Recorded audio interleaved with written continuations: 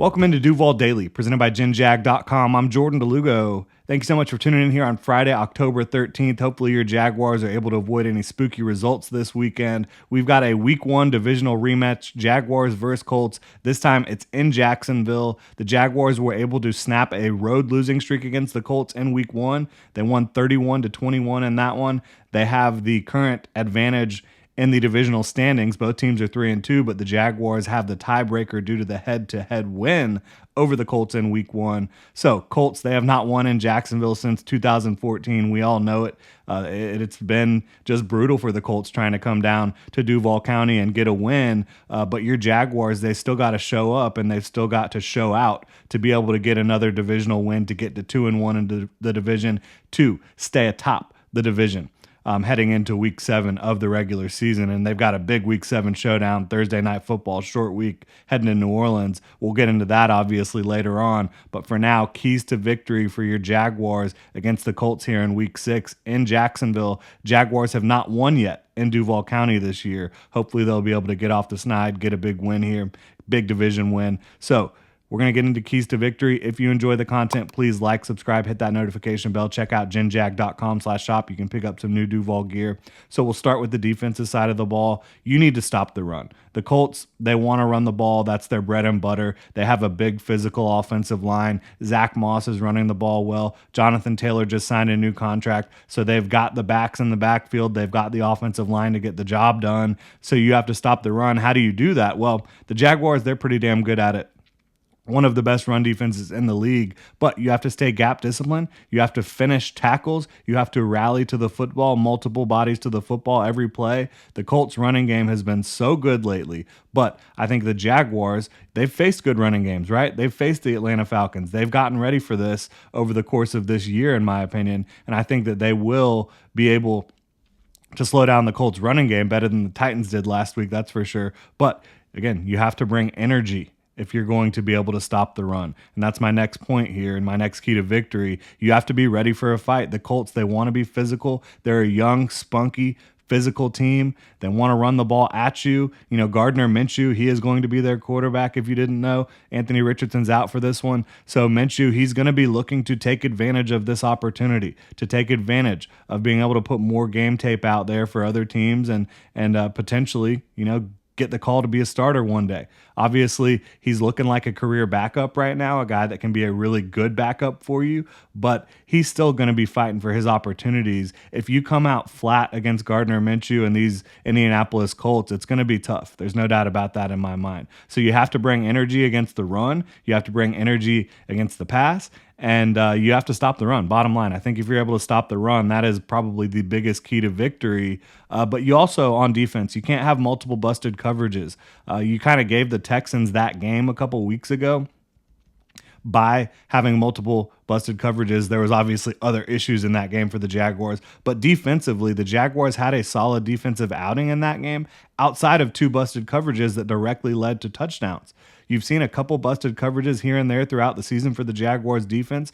Overall, they have been very good, right? They have not been giving up a lot of coverage busts. They have not been giving up a lot of big plays on the defensive side of the ball. But if you give up a big play or two on defense because you're just not communicating properly, you're out of place, out of position, that's going to give your opponent an opportunity to take advantage, to make this game closer than it really should be, in my opinion. You saw it the last time the Jaguars were in Duval against the Texans. You want to avoid that same fate here in Week 6 against the Colts. You need to contain Minshew, in my opinion. You don't want to let him dance around. You don't want him to run around, escape the pocket, and create some Minshew magic, right? You keep him in that pocket. You keep him constricted. You reduce his ability to play make. You reduce his ability to affect you with his legs, right? So I think you do want to get after him. You do want to hit him, obviously, as any quarterback that you're playing, but you also want to keep him contained. I think if you're able to do that, you're going to be able to stop some of the wild, wacky plays that Gardner Minshew can make when he's on the move that you've seen so many times, both in Jacksonville and in Indy these last couple weeks. I think offensively for the Jaguars, take advantage of their rookie corners. You've got to do it. They're starting 2 rookie corners on the outside, okay? You've got to take advantage. You have got experienced receivers. You've got Trevor Lawrence and Calvin Ridley, that connection really heating up. There is no reason to not be able to take advantage of them in this zone defense that Gus Bradley runs.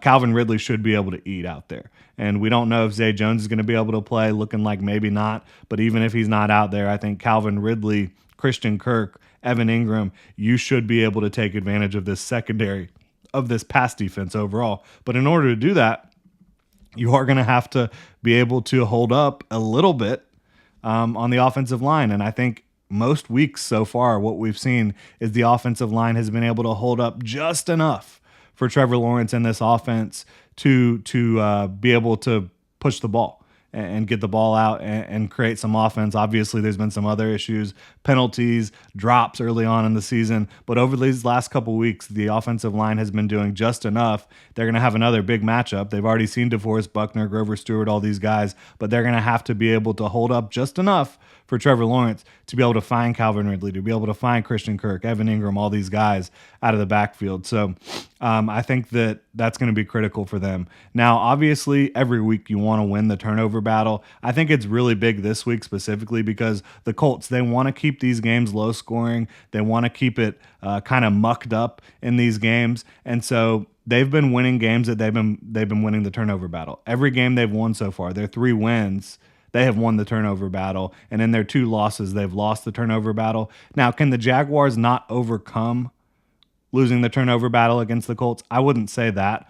But if you win the turnover battle, you do not give them the opportunity to stick around. You don't give them extra opportunities, and you're going to be sitting pretty, right? Like even in week 1 against the Colts, the Jaguars were able to win that turnover battle, but they had the fumble that was returned for a touchdown by the Colts defense, and that really allowed the Colts to hang around longer than they should have.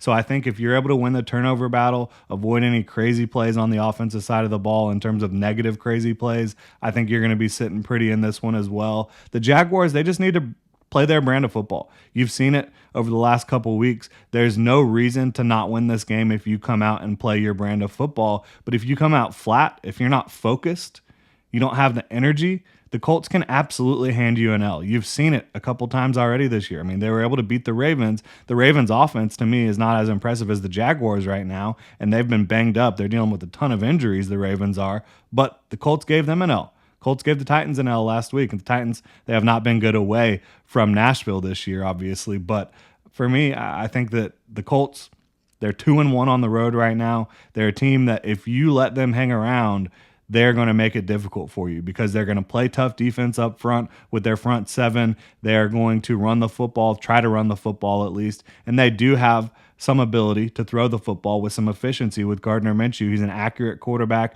They've got Josh Downs out of the slot. They've got some tight ends that can get the job done. Michael Pittman is a reliable receiver as well. So I think you look at this group, it's a group the Jaguars are better than. They know they're better than them, but they've got to go out and show it again. They've got to sweep the Colts, which is something that the Jaguars just quite frankly have not done a lot lately. Or ever, really. Jaguars and Colts, they split a lot. They split the season series quite often.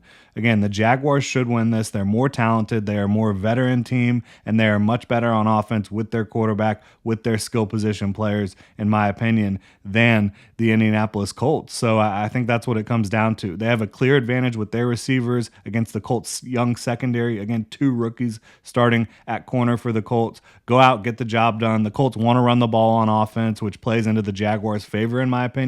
Like the Jaguars, for me, they are better suited going up against a team that wants to run the football because they're excellent against the run. Their defensive front, their defensive linemen, their edge players, their linebackers, they really excel against the run right now. So I think that the Jaguars, this matchup favors them. I think they're more talented than the Colts, and they just got to go get the job done, bring the energy in front of a home crowd. Do not drop 3 straight in Duval County at Everbank Stadium. Don't do it. Don't let it happen. But that'll do it for my keys to victory. Really appreciate y'all tuning in. You can hit me up on Twitter at Jordan DeLugo. Follow Generation Jaguar at Generation Jag. Hit that like and subscribe button on YouTube, notification bell so you don't miss a show. And of course, check out genjag.com/shop. Pick up some new Duval gear. Really appreciate y'all tuning in. Have a good one.